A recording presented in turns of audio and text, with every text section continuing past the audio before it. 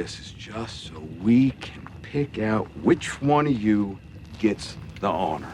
Welcome to Watch Mojo, and today we're counting down our picks for the specific scenes or episodes that spell doom for our favorite TV programs. Beware, major spoilers lie ahead.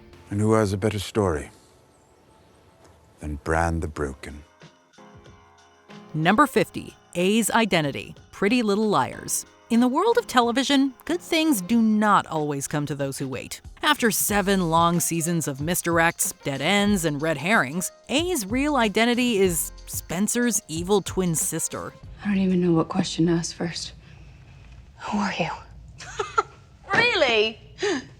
How hard did Mona hit you? Seriously. It sounds like a bad joke, but sadly, the end of Pretty Little Liars is no laughing matter.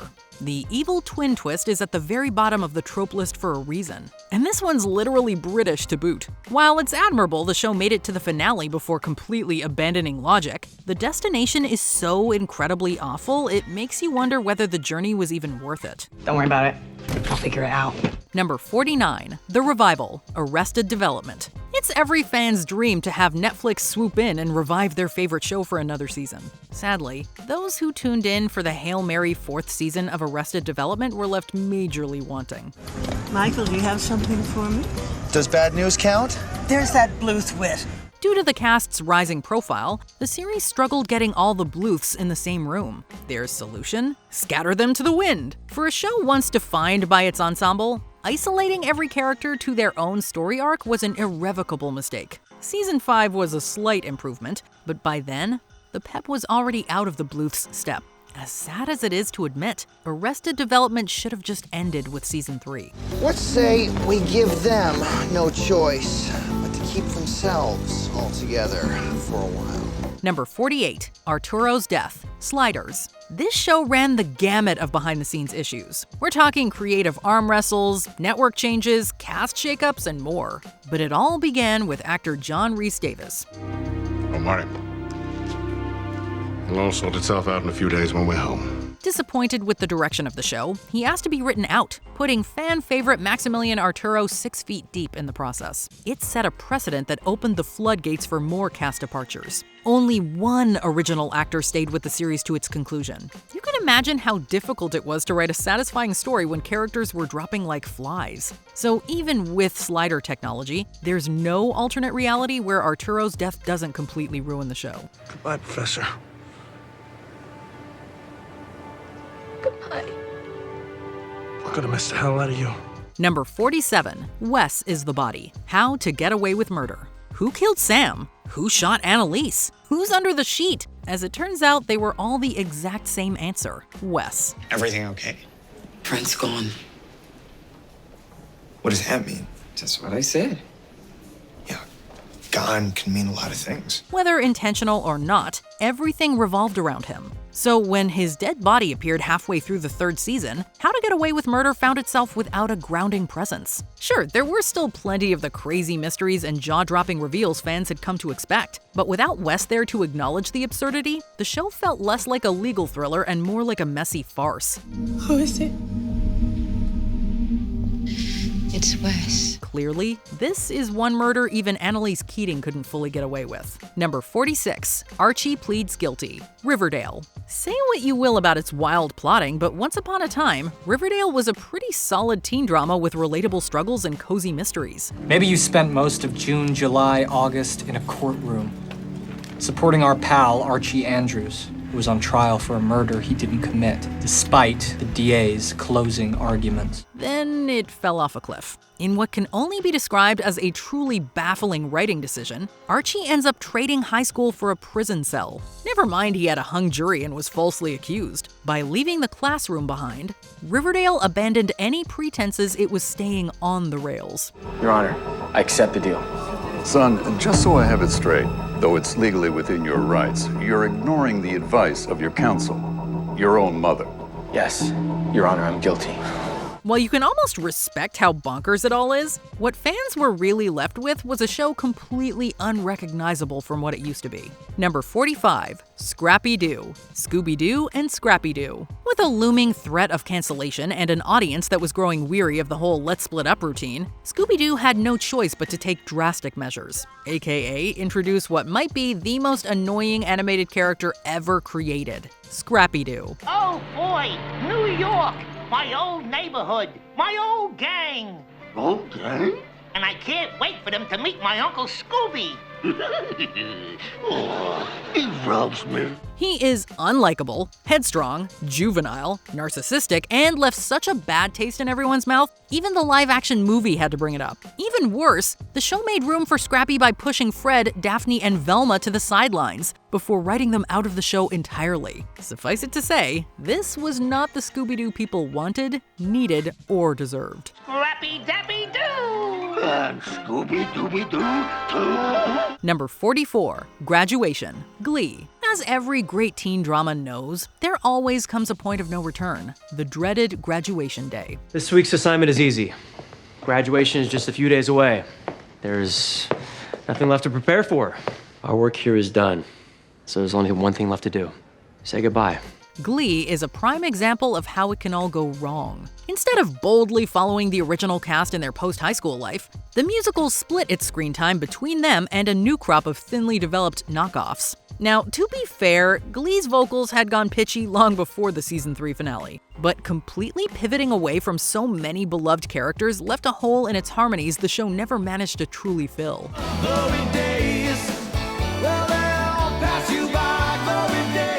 For all intents and purposes, Graduation Day was Glee's final bow. Number 43, Michael's Death, Jane the Virgin. Even in a show inspired by zany telenovelas, killing off 1/3 of the series' central love triangle is simply one step too far. Your husband's death was ultimately the result of his gunshot wound. His blood pressure spiked to his aortic dissection. We're so sorry. Don't get us wrong, Michael's Death was a bold creative swing that's handled with all the care it deserves. But as a result, Jane the Virgin went from sunny, soapy, and sexy to meditative, mopey, and muddled. The lack of romantic tension dragged down a lot of the storylines that followed. It got so bad, Jane the Virgin went so far as to retcon Michael's death entirely. Surprise! At that point, though, both Jane and the show's viewers had already moved on to something else. Number 42, Tyler's Assault, 13 Reasons Why. Following a controversial first season accused of glorifying its delicate subject matter, 13 Reasons Why doubled down on trend-worthy moments for its sophomore run, for better, or in this case, for worse. This time, there were no grander themes to disguise the reality of what Monty did to Tyler in that bathroom. I'm sorry about everything. Instead, it felt like shock value for the sake of shock value. Just like that, 13 Reasons Why had finally crossed the line between starting a conversation and pure, simple exploitation. And no matter how hard the next 2 seasons tried, the Netflix show never could find its way back to the other side. I mean, you don't want to do this. I know you don't. Number 41, Bellamy's Death, The 100. Amid all the sci-fi drama, you could always count on Clark to lead with brains and Bellamy to bring the emotion. The entire city is the battlefield. No time limit, no guns. One warrior from each clan fights until only one remains. And the Winter's Clan takes the bunker. Just like that. The 100 mined their compelling dynamic for years of excellent morally gray storylines, only to flush it all down the drain when the finish line was in sight. With 4 episodes left to go, Bellamy's character makes a nonsensical 180, forcing Clark to put him down for good. Shippers across the internet lost their collective minds. It's how we do better. This is the only way. I'm sorry. Not only because the 100 treated its leading couple with such little respect, but also because this moment single-handedly ruined everything the show had built up across its 7-year run. Number 40, One-Course Meal, SpongeBob SquarePants. When Mr. Krabs discovers Plankton's phobia of whales, the money-hungry mongrel dresses up as his daughter to push his nemesis to the brink. I can't risk stepping into the light. The whale might see me. And even though this is supposed to be a children's show about a happy-go-lucky sponge, he succeeds by the episode's end. Plankton tries to end it all just to put a stop to his suffering. But surely that's dealt with gently, right? Or at least played off with some black humor? The answer is no and no. Rather, the whole episode is a mean-spirited exercise in how not to write a good episode of television. You mean this entire time it's been Krabs masquerading as a whale? Why, the conniving bottom feeder! Longtime fans reacted so poorly, many consider this the specific moment SpongeBob's glory days ended. Number 39, Matthew and Sybil's deaths, Downton Abbey. It's hard for any show to deal with the loss of a major character, and Downton Abbey had to do it not just once, but twice in the exact same season. Poor Sybil died shortly after childbirth in a scene that reaches Shakespearean levels of tragedy. Somebody do something. The human life is unpredictable. Then, in that year's Christmas special, Matthew met his own end driving from the hospital where his wife had just given birth. The 1-2 punch of losing both Matthew and Sybil, especially given the heart-wrenching circumstances, proved too much for Downton Abbey to overcome. We don't always get our just desserts. Without Matthew's romantic spark or Sybil's political sass, the Yorkshire country estate was never quite the same again. Number 38, The Great Gazoo, The Flintstones. Halfway through their final season, the Flintstone family got a very special extraterrestrial visitor, and he did not come in peace. I am the Great Gazoo, and I thank you for rescuing me. Hey, Fred, do you see what I see? I see it, but I don't believe it. Instead, the Great Gazoo crash-landed right into the show's world building. While no one ever expected the Hanna-Barbera cartoon to be historically accurate, throwing in an actual alien ruined the best thing about the Flintstones. That Fred, Wilma, Barney, and Betty were just normal people dealing with normal people's issues, albeit with the occasional dinosaur. The Great Gazoo shifted the series' fundamental sense of humor into a weirder, more off-kilter direction that no one was happy with. The last person we need in our lives is the Great Gazoo. You call, gentlemen? Well, no, not really. So next time you want to throw aliens into the Flintstones, yabba dabba don't. Number 37, Broken Heart, Homeland. Despite her astute professionalism, Carrie Mathison couldn't protect the country from the greatest threat of all. So the Attorney General's ready to honor our agreement with you, but as we discussed, there are a few things we'll need to do first.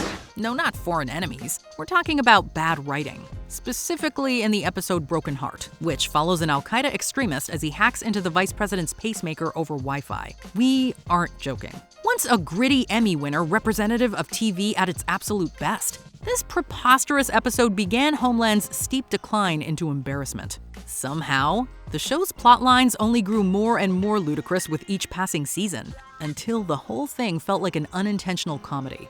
Call doctor. I don't think so. If you want our advice, treat Broken Heart like the end of Homeland. It'll save you a lot of headaches. Number 36, Love Quinn's Death, You. There aren't many people out there who can match Joe Goldberg tit for tat.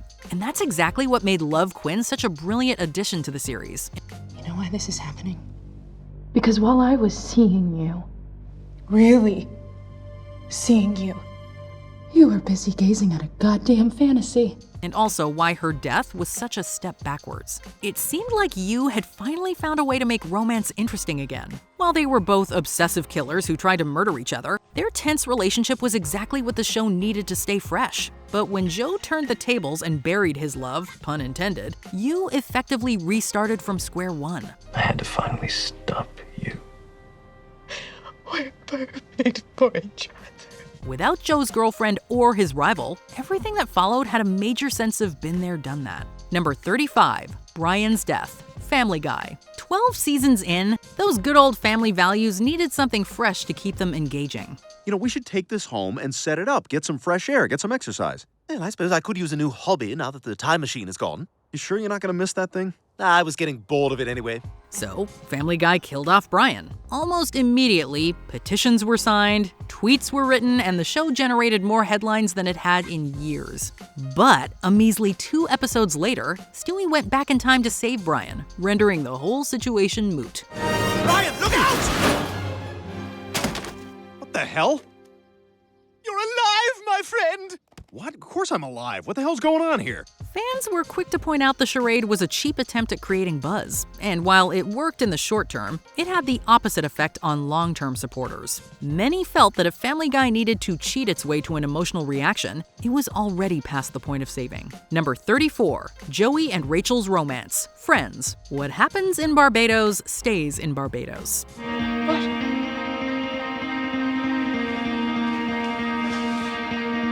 Unless you're Joey and Rachel, whose head-scratching romance somehow spilled over into the next season. Look, Friends is a cultural touchstone for good reason, but even its most ardent defenders will agree this fling is just plain bad. It's telling that it only lasted a few episodes before both the couple and the writers realized they're better off as, well, friends. Well, how come Monica and Chandler could do it?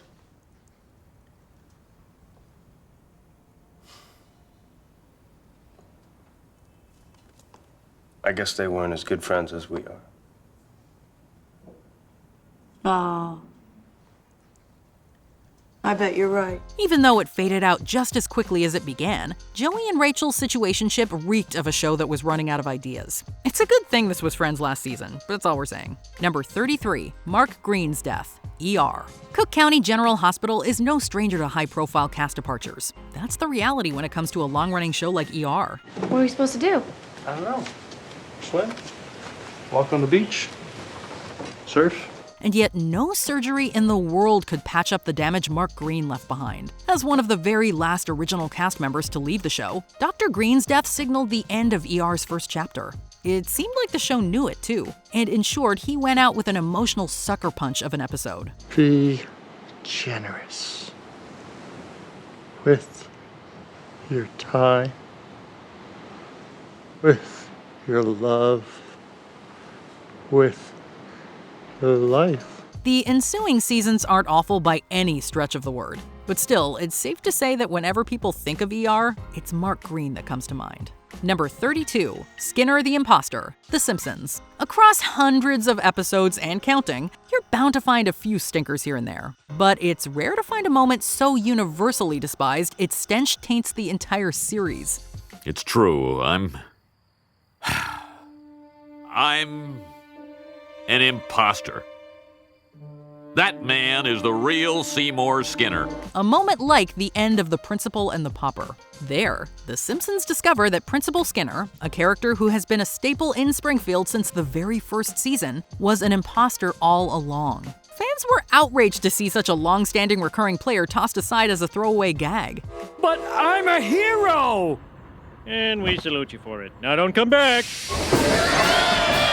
I'm sorry, Seymour. It's nice you're alive, but you're just not what I'm looking for in a son. So much so, many hardcore Simpsons viewers consider this episode a massive change in direction for the series. And not in a good way. Number 31, Fonzie jumps the shark. Happy Days. You know the phrase jumping the shark? It's a term used to describe a moment so absurd or over the top, there's no hope the show will ever come back from it. In a literal sense, it comes from this scene in Happy Days.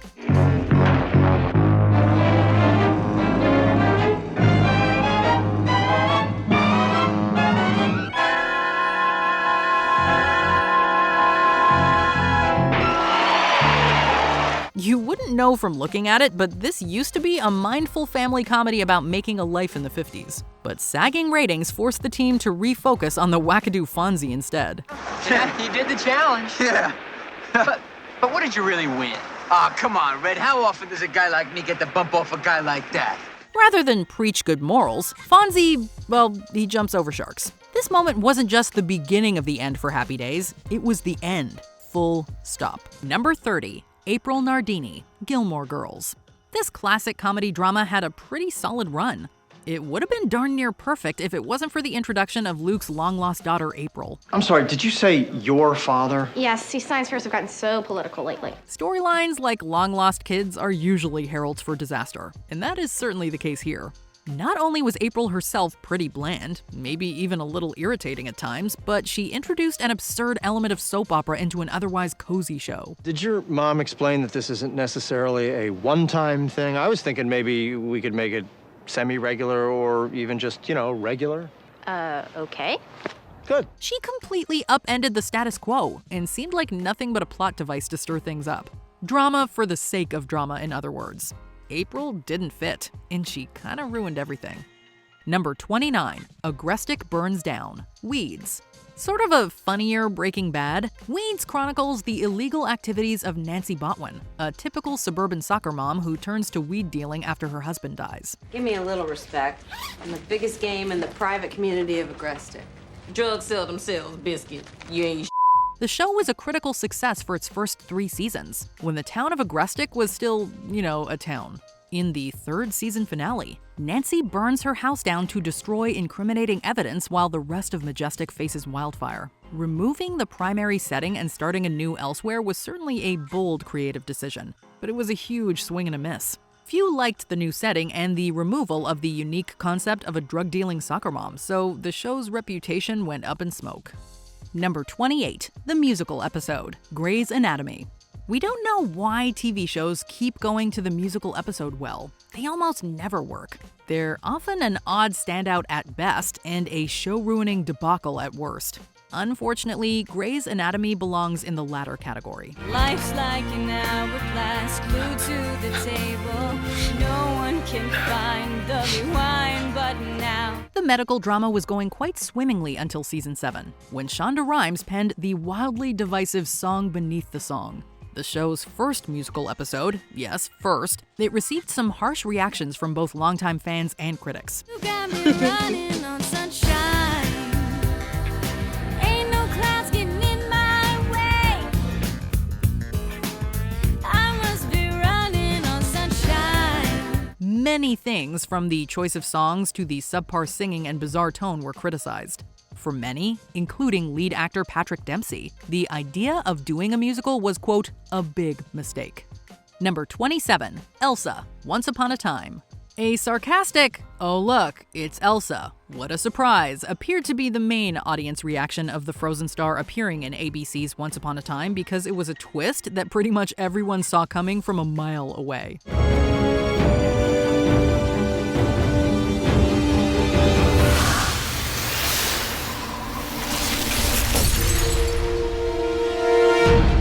Considering the wild, pop culture shattering success of Frozen, it was only a matter of time before Elsa intruded upon the world of Once Upon a Time. But her inclusion didn't feel warranted, as a Disney princess from 2013 did not really fit with the show's fairy tale Once Upon a Time theme. Some saw introducing the most popular character in entertainment for the sake of hype and ratings as a desperate attempt at relevancy. I have a surprise for you.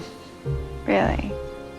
Because surprises tend to be hit or miss in this family. This one you'll like, I promise. And finally, fans were split on the resulting Frozen arc, with many voicing their displeasure at its various plot elements.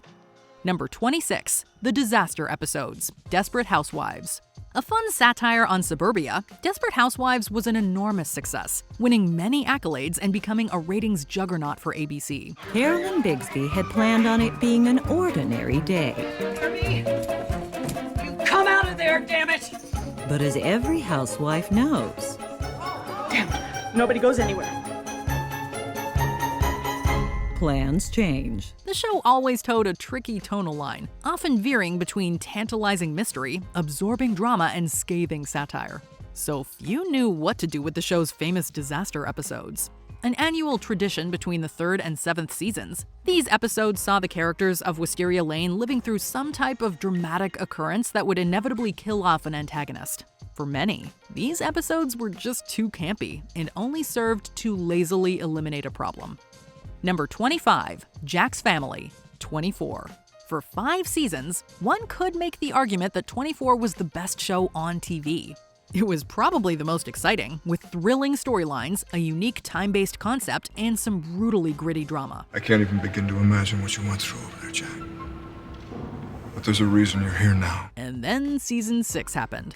The main problem with this batch of episodes is the inclusion of Jack's father and brother, who are revealed to be terrorists working with Charles Logan. By making the antagonistic threats a part of Jack's family, the show veered way too far into soap opera territory, and many complained that the storyline was ridiculously contrived. There are 4 more bombs out there. This isn't a joke, Gray. Tell me now, how do I find McCarthy? The nuclear bomb and its mind-boggling lack of repercussions certainly didn't help. Number 24, William's Parentage, The X-Files. Had this classic paranormal thriller already jumped the shark before its divisive revival? Maybe. The conspiracy storyline was a hot mess that didn't go anywhere, and Mulder's absence in the 8th and 9th seasons was painfully felt. But the shark was officially jumped with My Struggle 3, which opened the 11th and final season. Dana and I have a history, a very important history that goes back 17 years. Here, it's revealed that William is not actually the child of Mulder and Scully. The cigarette-smoking man admits that he secretly impregnated Scully with alien DNA, making Will some kind of hybrid with superpowers. Mulder's not the father. I'm asking, who's the father? I am. William is my son. Even by X-Files standards, this is silly, not to mention a complete slap in the face for the Mulder-Scully shippers. Number 23, House and Cuddy kiss. House. It's pretty much a rule that the longer a show goes on, the more likely it is that the main characters will hook up. Yes, even if they had seemingly few serious romantic feelings towards each other. Case in point, House and Cuddy. The two first lock lips in the 5th season episode Joy, as House tenderly consoles Cuddy after her adoption falls through.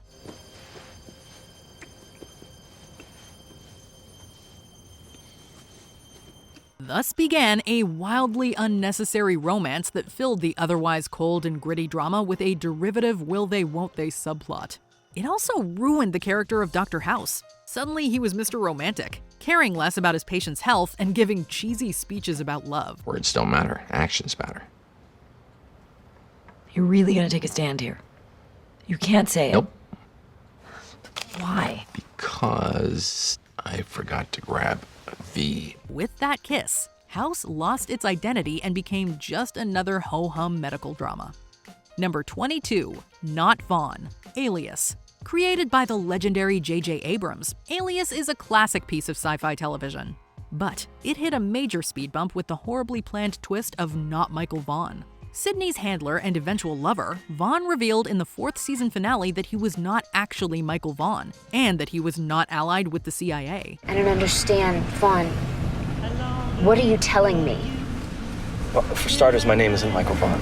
Unfortunately, an ill-timed and painfully contrived car crash keeps him from revealing more.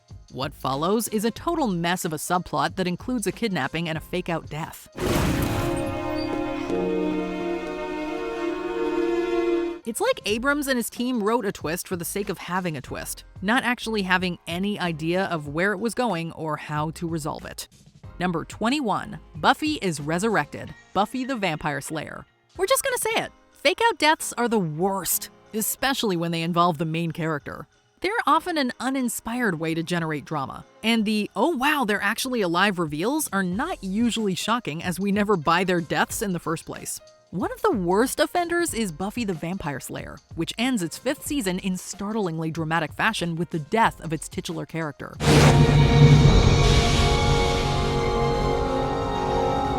Don, listen to me. Listen. I love you. Her sacrifice is both emotional and meaningful, and it concludes the overarching story in a satisfying manner. Enter season 6, and no way she gets resurrected. It's unoriginal, it's boring, and it ushers in a darker era of the show that many fans believe is both unnecessary and inferior. Number 20, Season 9, Scrubs. The final season of Scrubs felt entirely unnecessary. By the time the show's 8th season wrapped up, it felt like everything had come to a close. 8 years of great memories. This place will live forever. But then season 9 came along with a mostly new cast of characters in a new location. Only a few fan favorites were delegated to supporting or cameo roles. Although it was supposed to feel like a continuation, it essentially felt like a different show. Part of me hates how familiar this seems. I hope I can find a way to make this all feel new. Oh my god, the first day of med school, everything is so new. And to be fair, that is what show creator Bill Lawrence intended it as. But network executives meddled to keep the show under the same name. Oh, good God. While it might have found more success as a spin-off, it definitely didn't succeed as the technically final season of Scrubs. Number 19, Dan is Gossip Girl. Gossip Girl. Throughout this drama series, the titular mysterious character of Gossip Girl narrates the show while revealing embarrassing and juicy details about people. Hey, Upper East Siders, Gossip Girl here, and I have the biggest news ever. In the final episode, it's revealed that Dan Humphrey, aspiring writer and love interest of Serena, was the mystery person. But this wasn't exactly a clever reveal. This is a hell of a thing you pulled off, kid. I'm in awe. Dan being Gossip Girl creates a whole host of plot holes within the show. These include occasions where Dan couldn't have posted as Gossip Girl, when he leaked compromising info about himself, or went after those close to him. You told the whole world about her losing her virginity. No, she sent that tip in herself. Most bafflingly, there were times when he reacted to posts he allegedly made with shock when he was alone. This one reveal made the show make less sense and left it worse off than before. Number 18, sharing Timmys Godparents, the Fairly Odd Parents. In any long-running animated show, it can be hard to keep things fresh. Fans noted that the Fairly Odd Parents tried to change up its formula with major missteps. The introduction of side characters like Cosmo and Wanda's child Poof was the first bad sign.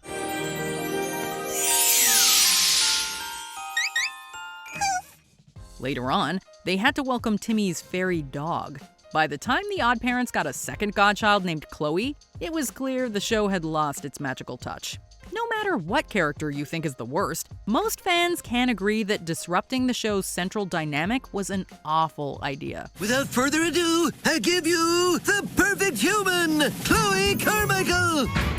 By desperately adding extraneous characters, the Fairly Odd Parents had fans wishing for the good old days. Number 17, All a Dream, Dallas. The season 8 finale of Dallas saw the death of Bobby Ewing. Throughout season 9, his loved ones and viewers mourned his passing. Thank you for coming, Harlan. Oh, I'm so sorry, honey. But everyone was more shocked when they got a shocking finale cliffhanger where Bobby's ex-wife Pam discovers him in the shower. Good morning. The season 10 premiere wildly reveals that the entirety of season 9 was all just a dream Pam had. While Dallas continued afterwards, audience trust was understandably shaken when they learned an entire season of the show they were devoted to week after week didn't really happen. It's over. None of that happened. Number 16, Winning the Lottery, Roseanne. Roseanne was once the #1 show on television. However, during its final season, well, the first final season, the show took a drastic turn. The average Connor family won the lottery. We won the lottery! Instead of being a down-to-earth family in relatable situations, the characters were suddenly thrust into many outlandish plot lines due to their fortune.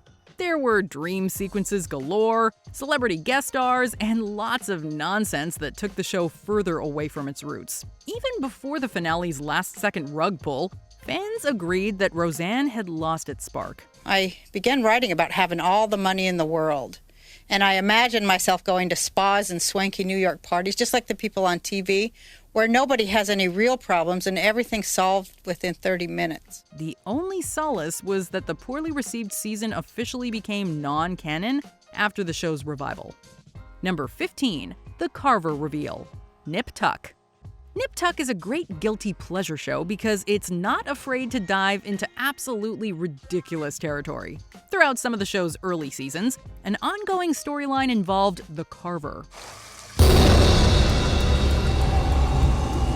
This masked criminal's assaults left his victims disfigured and often in the care of the plastic surgeons the show focused on. Although the Carver's identity was much speculated about, it ultimately was a rival plastic surgeon to protagonists Christian and Sean named Quentin Costa.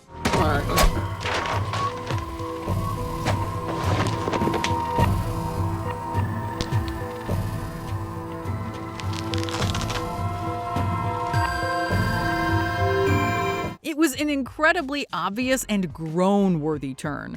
And after this storyline, the show only delved into increasingly absurd storylines to one-up it. Number 14, Cousin Oliver, The Brady Bunch. Everybody knows the cast of The Brady Bunch. Must somehow form a family. That's the way we all became the Brady Bunch. It's two parents who have 3 children each, their housekeeper, and a random cousin?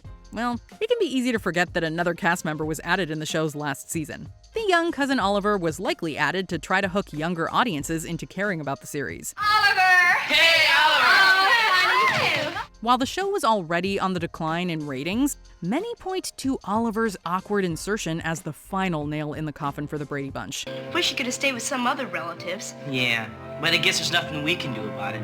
We're stuck with them. In fact, the character was so infamous that the addition of a kid character to a show struggling with ratings is sometimes called Cousin Oliver Syndrome. Number 13, Charlie's Death, 2.5 Men. Charlie Sheen's exit from 2.5 Men is the stuff of TV infamy. Following a very public rant in which he disparaged the show's creators, the actor was fired. Within the show, Sheen's character, Charlie Harper, was abruptly killed off-screen. I want to thank you all for coming. I know this is a very sad day for all of us. Speak for yourself. Ashton Kutcher was swiftly brought in to replace him. Even those who weren't Sheen's biggest fans had a hard time getting on board with the change. Kutcher's character completely changed the dynamic of a show that had already strayed far from its titular premise. This is Walden. He's gonna buy the house. Welcome to my humble abode. Whether you thought Sheen was winning or not, most felt that 2.5 Men definitely lost out. Number 12, Marissa Shoots Trey, the OC.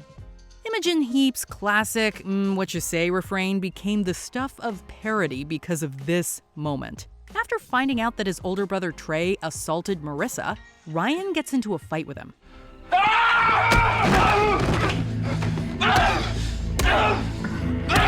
To protect Ryan, Marissa shoots Trey, leading to a dramatic cliffhanger. This twist was accompanied by an infamous musical cue. What you say? Oh, that you only meant well, 'cause you did. What you say? Although this moment spawned many memes, it didn't do much to keep the show fresh or deliver a boost in ratings. Many point to this scene as the moment the OC jumped the shark. What you say? Number 11, Michael Leaves, The Office. The Office is one of the most influential and funniest sitcoms of the 21st century so far. A big part of its success is owed to its leading man, Steve Carell. Today, I got up, I stepped onto the grill, and I clamped down on my foot. That's it. I don't see what's so hard to believe about that. As Michael Scott, Carell delivered not only peak cringe humor, but also real heart and pathos to the goofy boss. But he departed the show in season 7.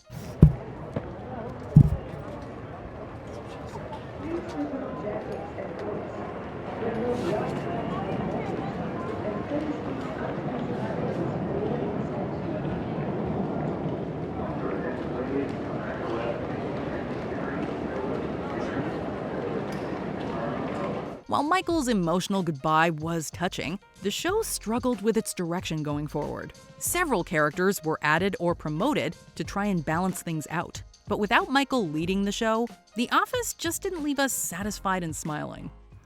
That's what she said? Number 10, Deb Catches Dexter. Dexter. There have been plenty of points where this show about a serial killer has been said to have gone off the rails. While its infamous finale was criticized, the proverbial nail in Dexter's coffin came earlier. The season 6 finale sees Dexter's adopted sister Deborah catch him in the act of slaying the season's villain in a church. Maybe everything is exactly as it should be. While on her way there to confess her very non-sisterly feelings for him. You told me you accepted me being a killer. I feel like if you love me, you'll accept this. If I love you, I went to the church that night that you killed Travis Marshall to tell you that I'm in love with you.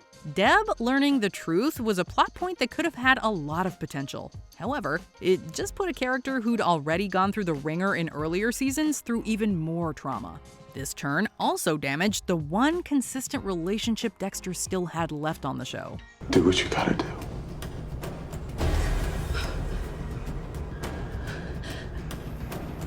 Number 9. Lois and Clark's First Wedding. Lois and Clark, The New Adventures of Superman. Well, we're getting married in 4 days, and I've never been happier in my life, and every time that things are going great between us, something happens. And I just know that something bad is gonna happen to mess up our wedding. I just know it. Will they, won't they romances are tough to pull off on their own. But mixing them with superheroes is doubly difficult. Lois and Clark managed to pull this dynamic off, at least for its first few seasons. The show found increasingly ridiculous ways to stop their two leads from getting together at last, but nothing beats their first attempt at getting married. During this plot point, Lois is replaced by a frog-eating clone before we get into a further story arc that involves amnesia. How are you feeling? Fine, I guess. I'm sorry, do I know you? Even the campiest Silver Age comics had less silly plot threads than this. Don't be ridiculous. If I give you the gun, I can't shoot Lois. Duh. You're not going to shoot Lois. You're not going to shoot me. You're going to give me the gun. Number 8. Connor and Cordy. Angel. While Angel's son Connor remains a polarizing figure among fans of the show, it isn't until season 4 that he actually helps ruin it. Let's give Cordy a little space. It's not like the world's gonna end right this second. One episode sees Connor and Cordelia, his father's on-off love interest, have sex. This starts a literal apocalyptic event.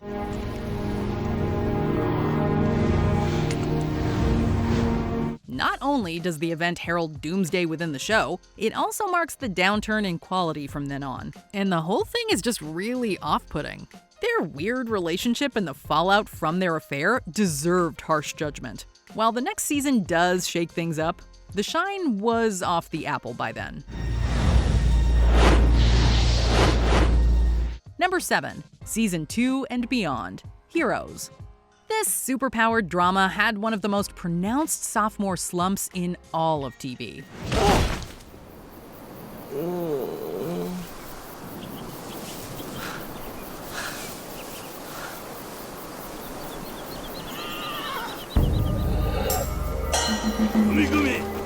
Initially, it told a mostly self-contained story of ordinary people with superpowers coming together to save the world in season 1.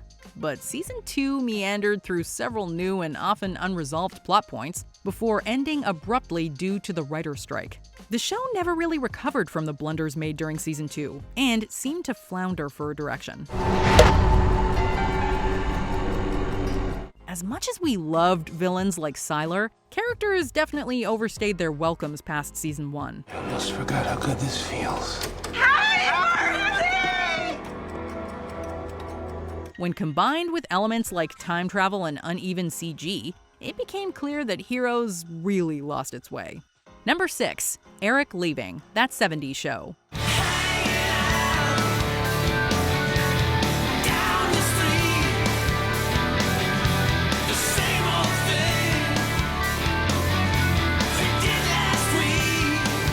While this 70s-themed sitcom may have been about hanging out with a group of quirky teens and their parents, Eric Foreman was seen as the main protagonist. So when actor Topher Grace departed the show at the end of season 7, That 70s Show was left without its central character. This is weird. I mean, me leaving. It's like it's real. The rest of the cast did try to forge on without him. However, the subsequent season 8 was just a mess. A ton of plot lines like Hyde's wife with an adult profession or Jackie and Fez getting together just didn't work. Stop it! You smelled first! I was thinking about Tootsie Rolls! Fez, we're forcing this. By the time Eric returned for the finale, the 70s were over. I think it's time we honor all the brain cells that survived the 70s. Despite our best efforts, some of those bastards pulled through. Number 5. Sherlock's over and under-explained return. Sherlock. It really bothers you? What? What people say? Yes. About me? I don't understand. Why would it upset you? This modern update of Sherlock Holmes started strong with engaging spins on old mysteries and great chemistry between its two leads. Are you deciding? Deciding? Whether to come back with a warrant and arrest me. You think? Standard procedure. Should have gone with him. The series stalled for the first time due to the season 2 finale. In that episode, Sherlock somehow faked his death after jumping off a building.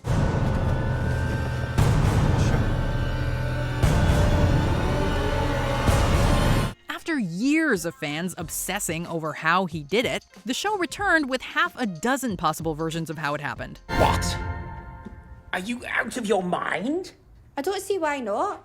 It's just as plausible as some of your theories. Look, if you're not going to take it seriously, Laura, you can... I do take it seriously. But none of them were definitive. Many viewers saw this as the creators thumbing their noses at the fanbase. Unfortunately, this kicked off a trend of increasingly incredulous twists that had fans longing for the early days of the show. But he's dead. I mean, you told me he was dead, Moriarty. Absolutely. Number 4. Cliffhanger bait. The Walking Dead. Depending on who you ask, there were a few points where you could say The Walking Dead started shambling downhill. But most will agree that the finale of Season 6 was a big mistake. He broke the rules, so folks had to die. The one who fired the first shot, we strung him up to make an example of him. Could have stopped there. The finale builds towards the confrontation with the vicious Negan. After he makes a show of randomly choosing who he'll take out, he slays one of the group before it cuts to black.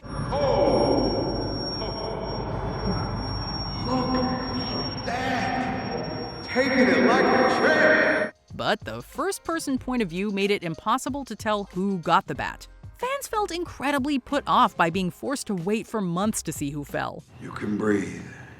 You can blink. You can cry. Hell, you're all gonna be doing that. To add insult to injury, Glenn had already received a fake-out death earlier in Season 6. Making death into a big stunt felt cheap. I need you to know me. Number 3. The Mother Dies. How I Met Your Mother. I'm serious. I like this girl. So here's the deal with the deal. Robin's my new best friend. Nobody bangs her. Hey. She only rejected me 3 times. She's still very much in play. Although the entirety of the sitcom's final season raised a few eyebrows because it's mostly set over a few days, the show's last episode got them really upset. After getting to know and come to love the titular mother Tracy at last, fans got their hearts broken.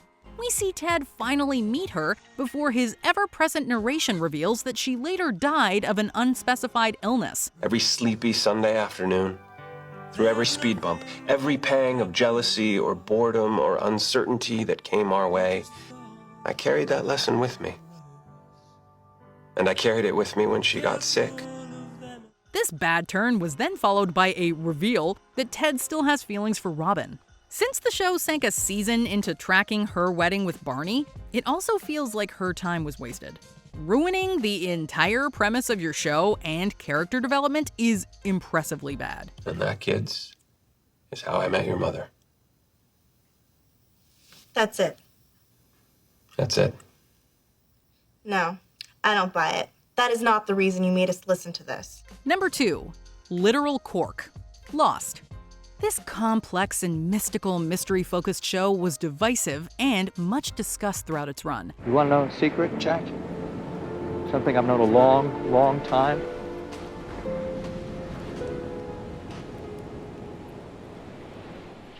You're dead.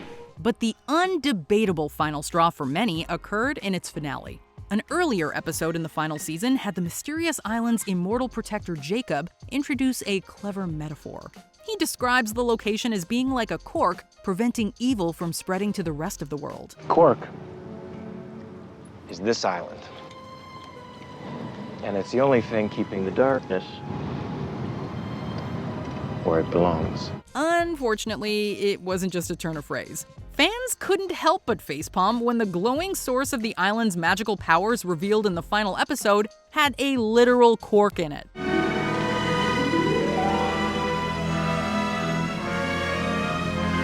Although we're all for striking imagery, even the show's diehard fans had to admit that this turn was a little too on the nose. Before we continue, be sure to subscribe to our channel and ring the bell to get notified about our latest videos. You have the option to be notified for occasional videos or all of them. If you're on your phone, make sure you go into your settings and switch on notifications. Number 1. King Bran, Game of Thrones. Season 8 of Game of Thrones is largely agreed by most fans as being a step down from the rest of the show. It included Dany's rash decision to become a Mad Queen and torch King's Landing. But her crimes were nearly forgotten when Bran Stark was named as the next king of Westeros. Will you lead the Seven Kingdoms to the best of your abilities from this day until your last day?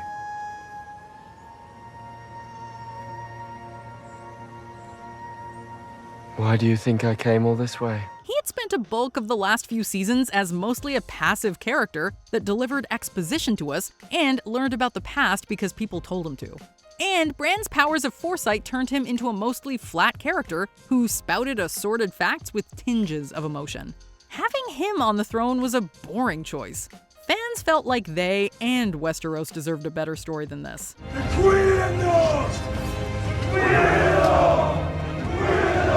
What controversial TV moment are you willing to go to bat for? Let us know in the comments below. From now on, you're gonna see a new Seymour Skinner. Oh no, we won't! Yes, Mother. Did you enjoy this video? Check out these other clips from Watch Mojo, and be sure to subscribe and ring the bell to be notified about our latest videos.